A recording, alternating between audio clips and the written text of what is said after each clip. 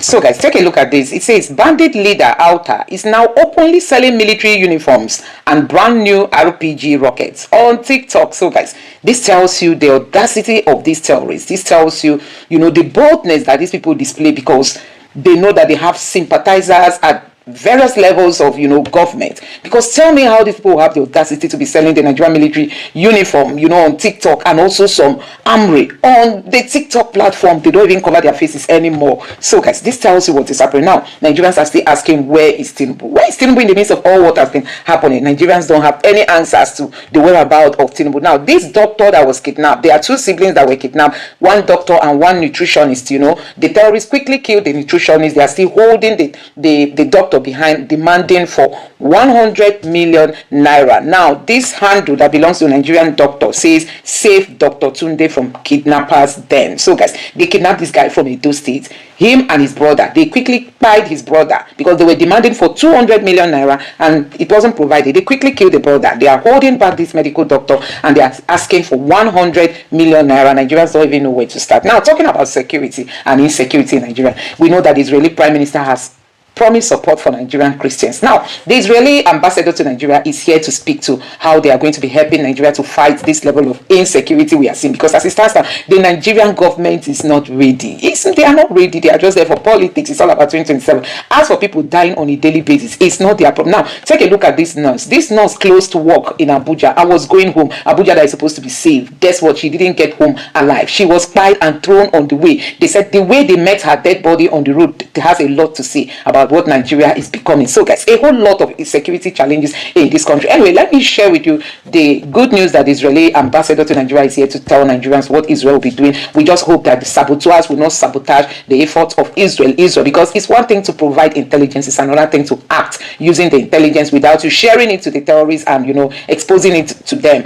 So guys, let me share with you how Nigerians are reacting to this doctor who has been kidnapped. Like this person here said, it's heartbreaking. The painful thing is that on New Year Day, he did call at the hospital in SCBU, went home on the 2nd to rest. He was kidnapped. His brother has been killed because they haven't met the ransom.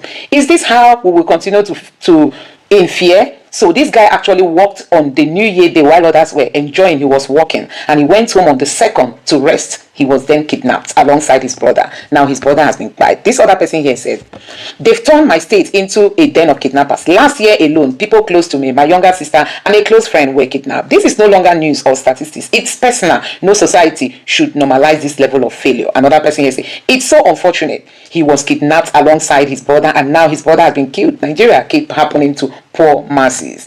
And this person here said, Governor of Edo and all the relevant authorities must secure and save the life of this young man, this young Nigerian doctor. This is one too many. For how long do we continue to live like this? Even a country at war is not losing people the way we are losing here. This one just nailed it. Even countries at war, they are not losing people the way. Look at Ukraine. They don't. It's not a daily thing, but in Nigeria, it's a daily occurrence. So guys, take your time and watch these videos. Nigerians are still asking the whereabouts of Tinubu. Where is Tinubu in the midst of all this? No leadership on ground. Take your time, watch these videos. Let me know your thoughts in the comment section below. Please don't forget to subscribe to the channel and turn on the bell notification. Thank you. That place he went to enjoy himself. Is it not because they have a stable government there? Everything is in order. He went to go and cool off there. But do your own country. No. Rather, the money they would have used to repair Nigeria and put in is in their pockets. They are using it to go and answer big men in abroad, in foreign country. That's why when they say Nigeria is a sovereign nation, I began to wonder, what exactly do you mean by sovereign? A country in which your people feel insecure, the economy-wise, they are so low, they are not even different. Most of them are not different from poor nations. And then you call that sovereign. If you tell that to somebody on the street, in fact, it will insult you that you say Nigeria is a sovereign nation. They will ask you, what exactly do you mean by sovereign nation? But when you say sovereign nation, a nation in which everybody feel the sense of belongings. Everybody is equal before the law. Everybody does his job well. Anyone that is not doing the right thing is punished by the law. But here in Nigeria, it's totally different.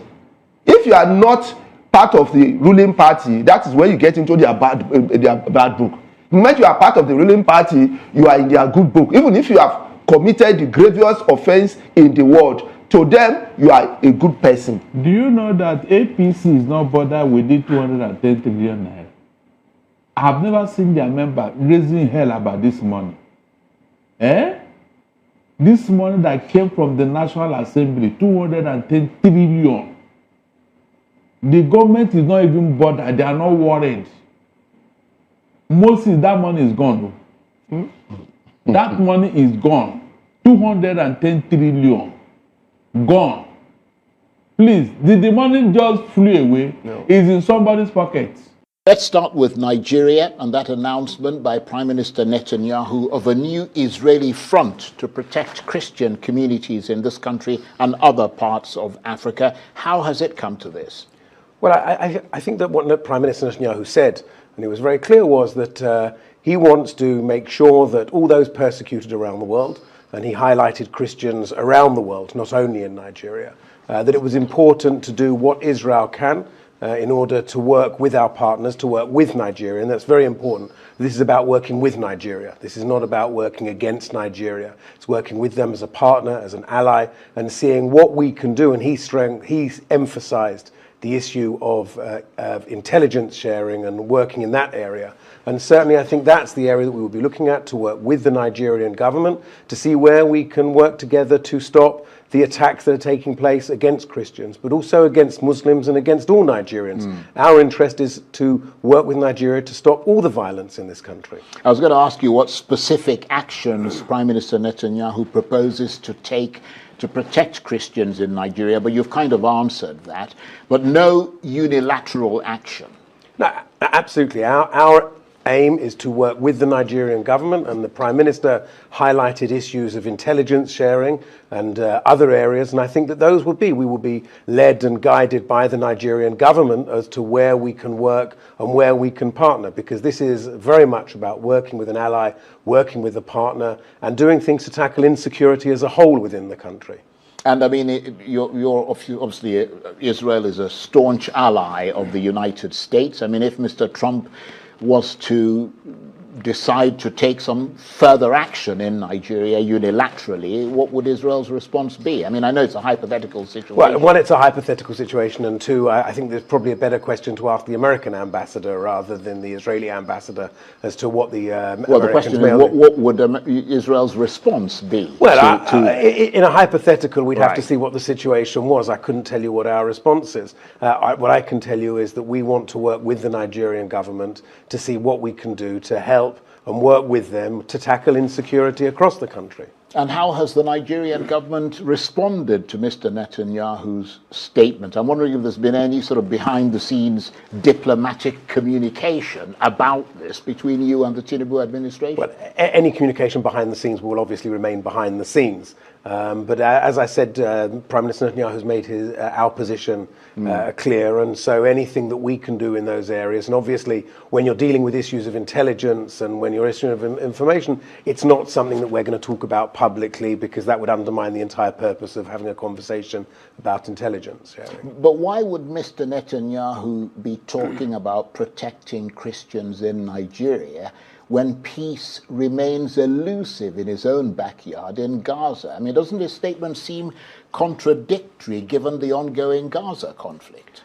I don't think they're contradictory at all. What Prime Minister Netanyahu spoke about was Christians across the world. It wasn't only he spoke about Christians in Nigeria, he spoke about Christians across the world. And he highlighted the fact that Israel is the only country in the Middle East where the Christian population is growing. It's the only country in the Middle East where the Christian population is thriving. It's the only country in the Middle East where Christians have complete freedom of worship and freedom to do what they want. And I think that that was the point that the Prime Minister Netanyahu was making. And that's the critical point here, is that opportunity for Christians. You know, if you look at Israeli society, Christians are the most well-educated in Israel. They are the wealthiest. There are many, many things, but fundamentally, Christians have total freedom of religion. They can pray where they want. You know, we've just had New Year and Christmas, and you saw thousands of Christians in Jerusalem, walking through the Via della Rosa, going to the Church of the Holy Sepulchre. I was actually in Jerusalem on Christmas Eve and on Christmas Day, and we saw Christmas trees and Christmas lights and Christians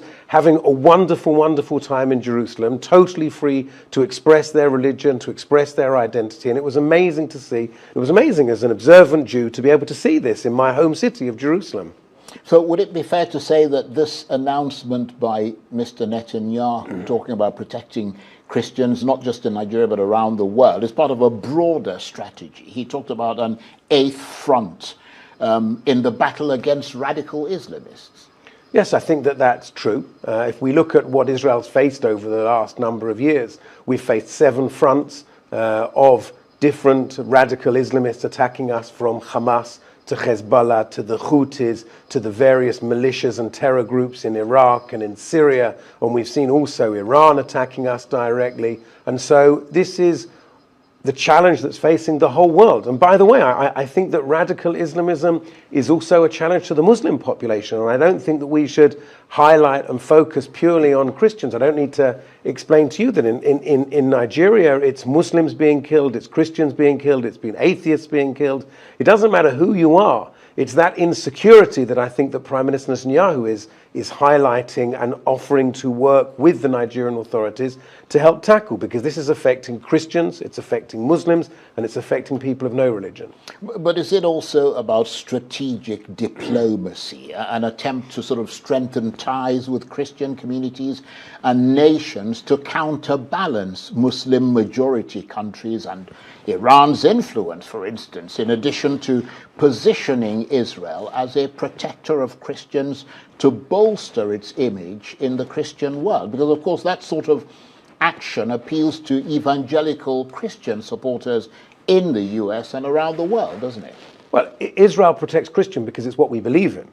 Israel is a country that is founded on the principle of guarantee of equality of religion, the guarantee of freedom of religion. We see that the Muslims have freedom of religion, Christians have freedom of religion. The only time in Jerusalem's history when all the religions have had total freedom of religion is when Israel has been in control. And so it's not about doing something for political purposes or diplomatic purposes. This is a fundamental ideological belief that Israel holds, that we need to provide freedom of religion and protect all minorities. Doesn't matter if they are Christian, if they are Muslim, if they are Jew. The fundamental principle for us is to protect the freedom of religion and protect all of those people. So that's where this is coming from. That's where this is born from.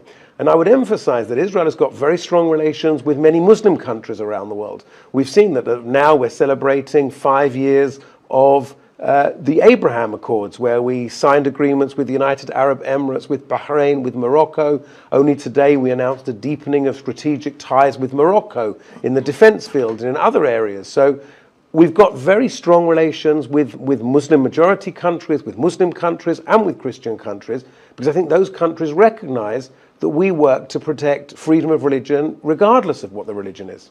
But yet peace remains elusive in Gaza. In fact, Israel bombed Gaza today. A number of Palestinians killed, in spite of the fact that there is a pause in hostilities, or there's supposed to be there. Let's then turn to Gaza. We talked about the territory quite a bit in 2025, an attempt to end the conflict there. What's your expectation in 2026?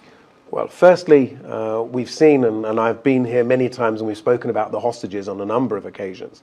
There's still one Israeli hostage being held by Hamas, Ran Gvili. It is a body. He was murdered on the 7th of October, and Hamas are still holding his body. And we expect that as part of the agreement that they should return him immediately.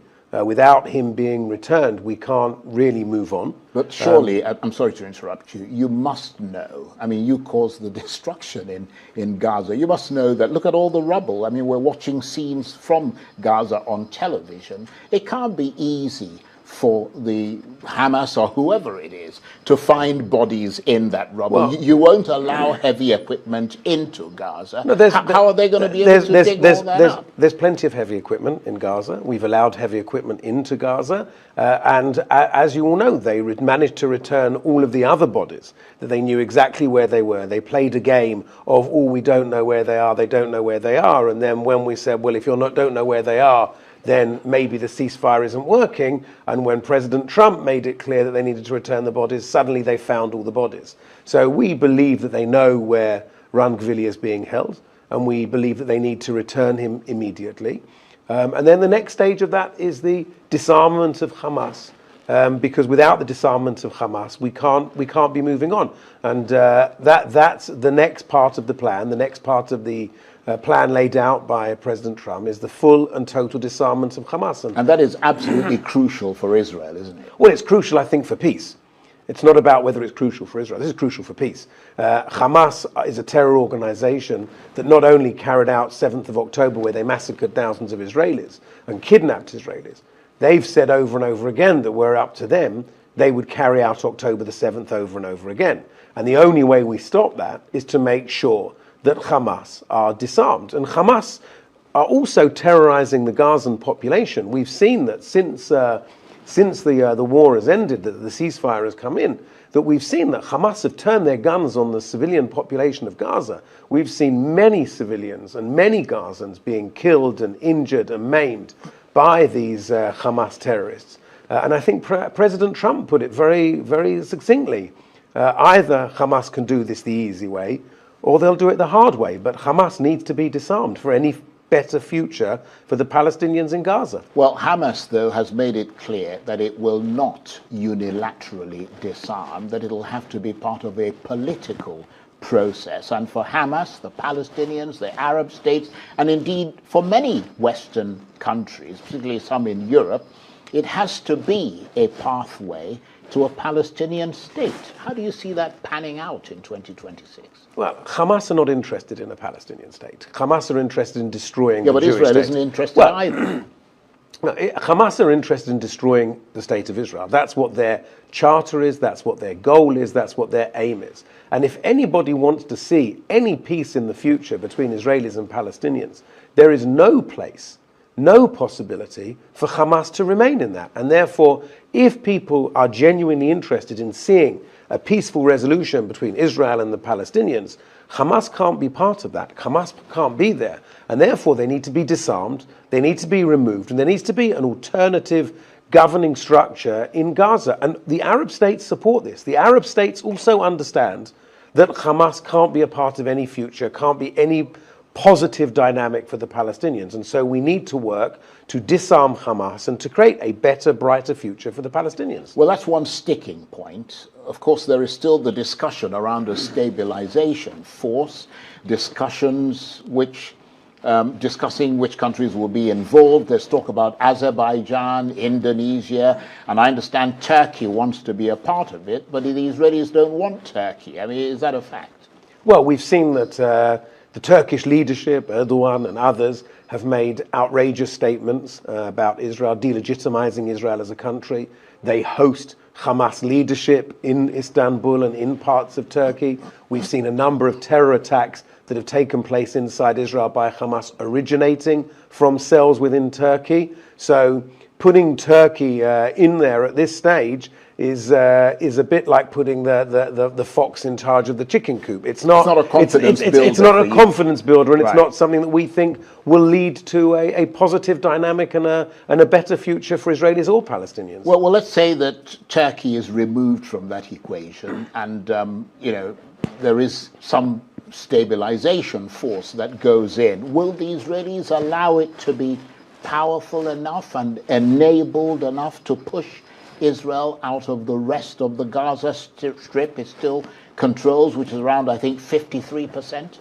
Well, there's a very clear pathway which has been laid out by President Trump's plan, which Israel has accepted, And as we go through the stages, those stages involve Israeli withdrawal from the Gaza Strip. And our intention and our commitment made by Prime Minister Netanyahu and by the Israeli government is to follow that plan all the way through. And to follow it all the way through means obviously withdrawing on the basis that the other steps before that have also been followed, including the full disarmament of Hamas, a different force in there, guarantees for Israel's security, and all of those things need to be in place. But Israel, we have no territorial desire over the Gaza Strip. We left in 2005. Well, you have territorial desires over the West Bank. I mean, you're we have expanding no, well, we have no. The conversation at the moment is obviously we're talking about Gaza. No, but I'm just saying, because you do have territorial ambitions on the Palestinian territory. Well, your question was about Gaza Right. and about whether or not Israel is going to withdraw. We have no desire to be there.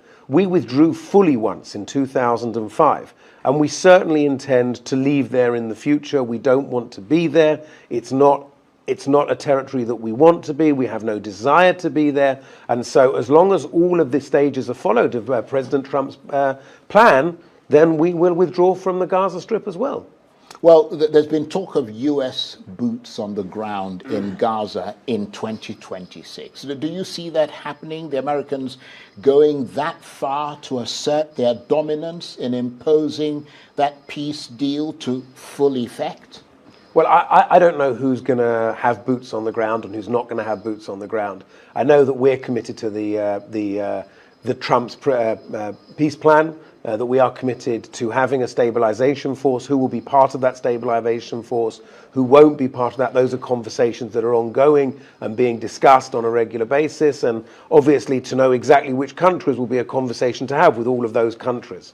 So moving forward, there is still a great risk, isn't there, that it could all just fall apart in 2026. What do you foresee?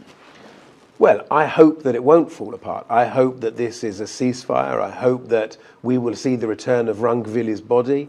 I hope that we will see the disarmament of Hamas. I hope that we will see a stabilization force there. I hope that we will see a new governing body that will bring a better future for the Palestinians. I hope that we will see the possibility of Israel withdrawing further, and that for all of the Israeli communities that are around Gaza, my father-in-law lives very close to the Gaza border, that he should have a more peaceful life, that he should be able to live like all of those people there, and that we also see a better future for the Palestinians. This needs to be a better future for everybody, because if it's not a better future for everybody, then there's no real hope of it lasting and being a better future.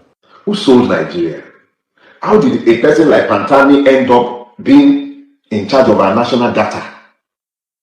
How? Somebody who is a self-confessed terrorist became our Minister for Technology in charge of our national database.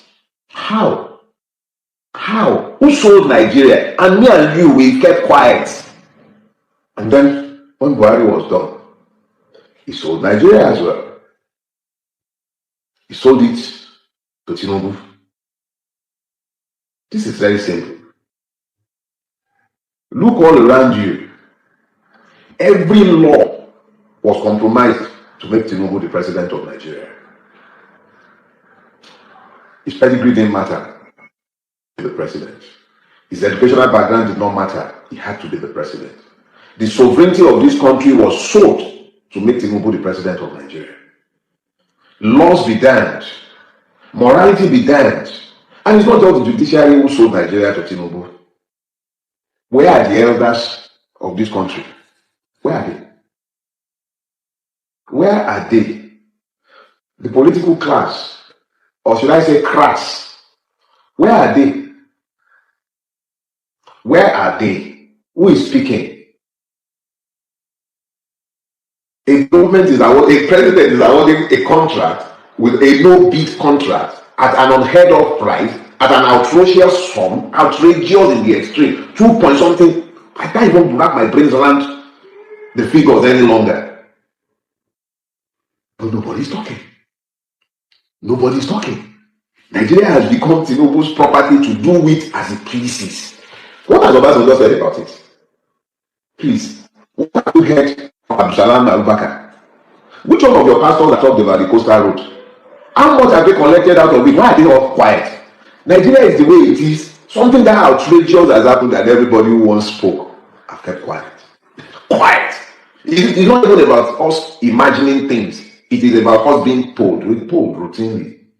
In a country that has over 20 million children out of school, in a country where people cannot go to their farm, in a country that cannot even secure his own border, where somebody was Achi, I think that, yeah, Venerable Achi was kidnapped with his wife and daughter. Ransom was paid, but they killed this man in front of his wife and daughter, who must have been serially raped by now by these monsters. That country had hundreds of children in terrorist custody. The same terrorists who were phoned to release children, the same terrorists by Ononuga told us they have their numbers, they can talk to them, who couldn't be spoken to. How absurd do you get? Hundreds of children in their custody, but this country has enough firepower to go and stop a coup. No problem.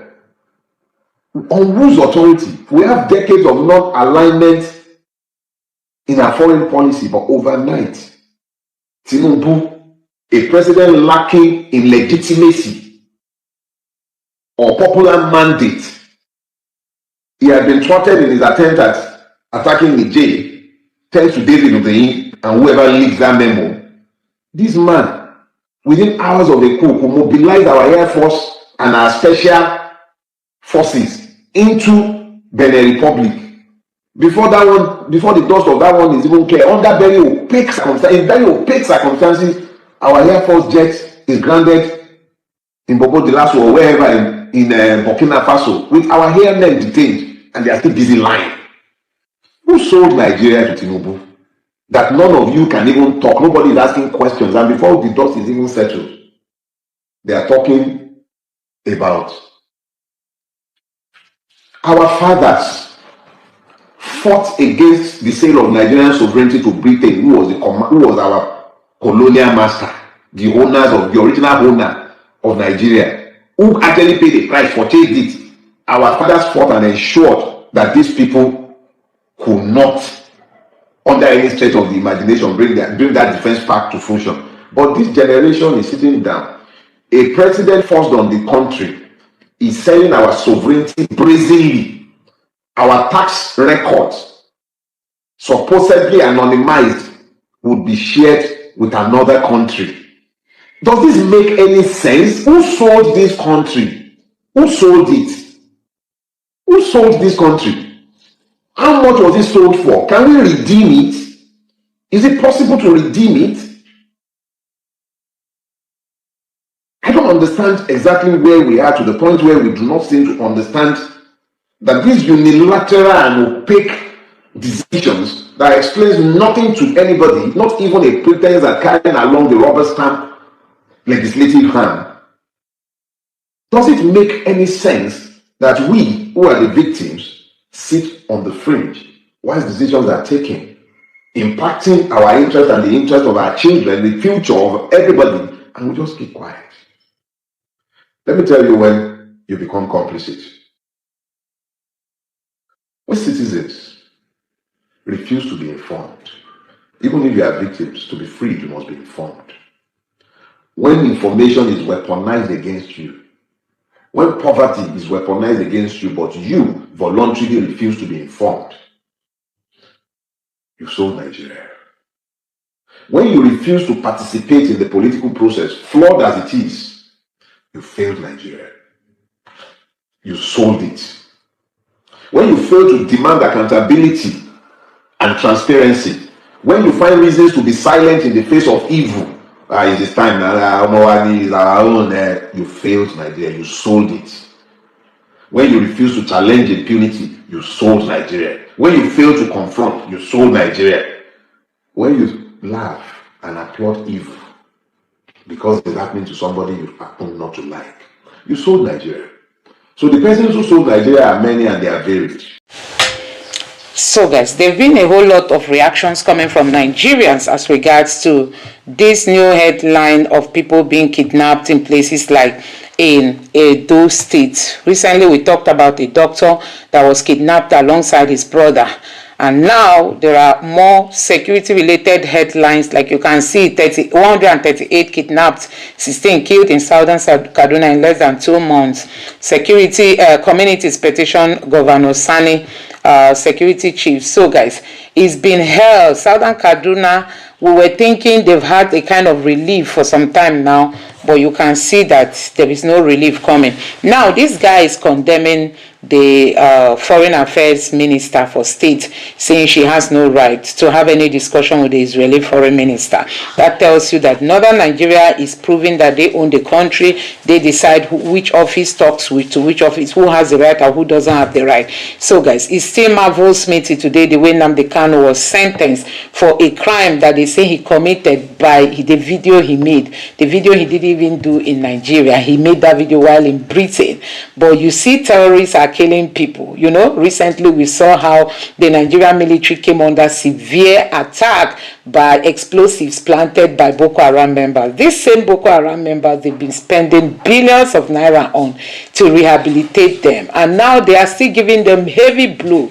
The Boko Haram people are still targeting the Nigerian military. Many military guys have died. We saw the one that just 8 months in marriage that died, you know, during that attack. But these same Boko Haram people, after killing the military men, they will still come and be welcomed into the society and will be told they've been rehabilitated. The North is really making the insecurity worse. Nobody in no other part of Nigeria enjoys what northern Nigeria is enjoying. After killing people, they will say, come and be recruited into the army, come and be recruited into security agencies. So guys, that tells you that the best thing, like people will say, is just to divide Nigeria.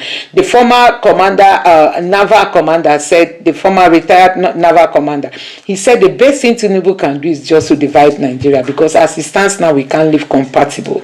Let the North go their way, let the South go their way, because as for plans to Islamize this country is already, you know, planned. But you know, Tinubu is just for politics, like we all see every day. You can see that, like Buhari didn't even care about what people were going through. His own was to give Fulani people more rights in Nigeria, and that was why at the time Buhari gave the Mieti Allah 100 billion naira without doing any project in the southeast. He gave Mieti Allah, majority of them are the people who are not Nigerians. He gave them 100 billion naira. So guys, a whole lot is happening in this country.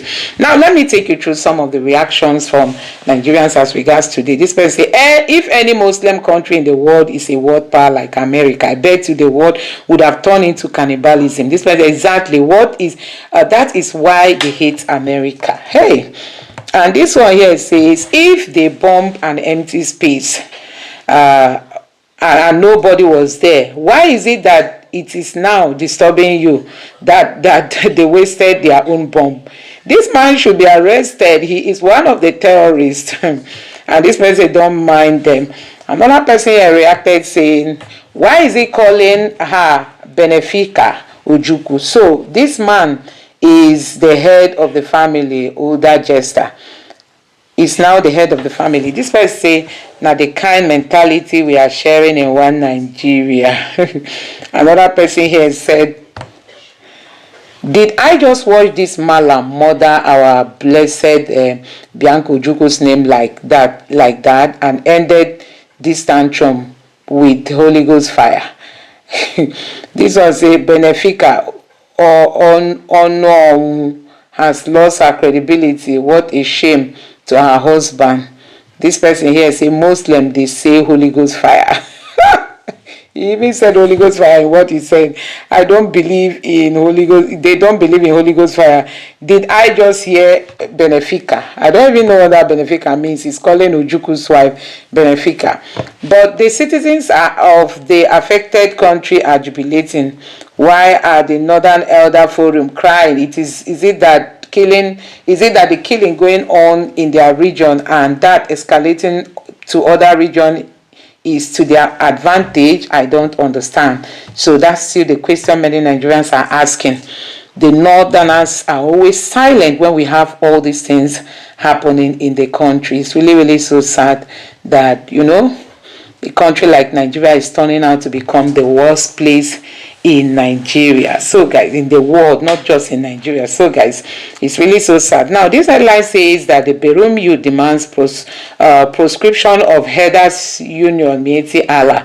They want Mieti Allah to be proscribed. This is long overdue. This person said the Berum people of Plateau State have suffered immeasurably from this Mieti Allah who work together with the terrorists genociding and ethnically cleansing the people of Plateau State.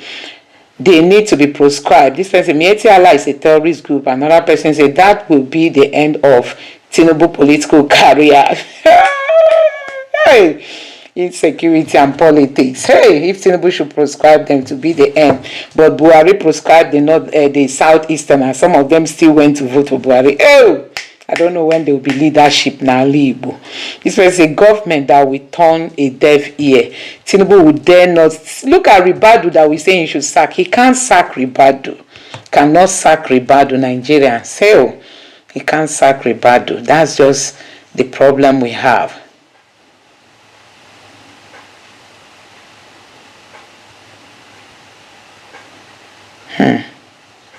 Now, let me take this one. It says, gunmen attack National Park Service office in Oyo State, kill 5. Gunmen, these are terrorists now operating in the south. This person, I don't care whether they take over the whole country as long as say, now our papa, they are so rock.